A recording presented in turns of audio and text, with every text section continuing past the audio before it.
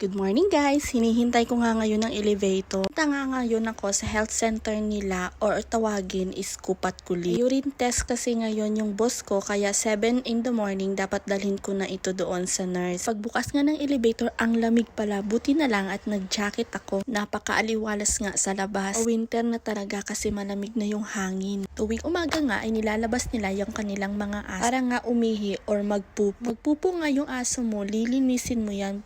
Dudukutin mo ng supot, lalagay mo sa basurahan. Pag nakita ka na hindi mo nililinis ang pupo ng aso, multahan ka ng kanilang munisipyo. Sarap-sarap nga maglakad dito tuwing umaga. Dito nga ay may playground para sa mga bata at yan po ay free para sa lahat. Hapon nga maraming bata ditong naglalaro. Kung napapansin nyo nga ay napakalinis. Twice a week nga may naglilinis dito. Ang sarap nga ditong tumambay at makipagmaritis. At dito nga sa baba guys ay nilagyan nila ng fountain. Dati nga at may umbrella dyan, tinanggal na nila at dahil mahangin. Wala pa talagang katao-tao kasi nga alas 7 pa lang ito ng umaga. Alam ko ay sa isip nyo na medyo malayo na nga itong nilalakad ko pero totoo lang napakalapit lang nito. May pumupunta ngang nurse sa bahay namin para kumuha ng dugo for blood test. Pero pag urine test nga lang ay ako nang naghahatid dito sa health center nila. At dito din yon kinukuha yung mga gamot nila. Papakita ko nga lang yung health card ng alaga ko or ng boss ko. Yun na yun lahat, kinakaltas ang payment para sa mga gamot. Kinakaltas lahat yun sa insurance nila. Dito pala ay obligado talaga silang kumuha ng health insurance nila.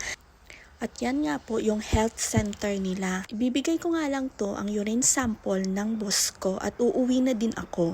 At pagbalik ko nga ay sinilip ko yung boss ko. At gising nga siya kasi hinihintay niya pala ang pagbalik ko. Naghingi nga siya sa akin ng maiinom. Ang sabi ko nga sa kanya, matulog ka pa at maaga pa at ako'y matutulog din. Jaran! Napakaganda nga nitong gawa ko. Regalo ko nga ito sa boss ko nung birthday niya. Pina-frame nga ng anak niya. Gawa ko po ito, gawa po sa cross stitch. Napakaganda nga ng kinalabasan. Ang saya-saya ko. Sita nga sa amin ang anak niya tsaka yung apo niyang lalaki. Napakabait ng mga apo niyang lalaki. Respectful talaga nila. Sabi nga ng apo niya ay may bago siyang sasakyan. Ira-rides niya daw ako kasama yung boss kong lalaki. Ang boss kong babae ay maiiwan. Tinatanong ko nga siya, ano bang sasakyan mo? Wrangler da? Boom! Yun na nga!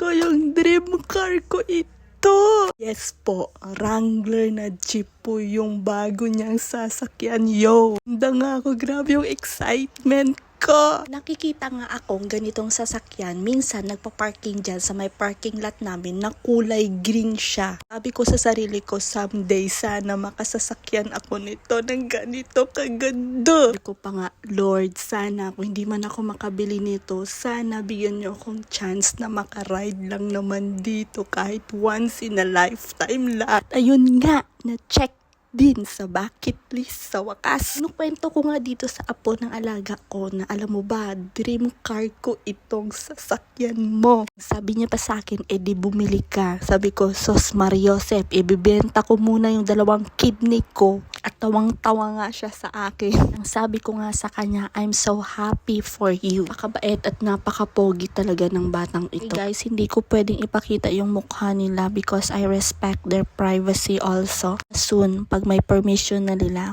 pwede. Ang puso ko ngayon, parang may butterfly. Ang saya-saya ko nakasakay ako sa dream car ko. Lang tong ma-experience kaya i-grab na natin. Kaya natin, someday makabili din tayo ng ganito in God's will. Bye! Fighting!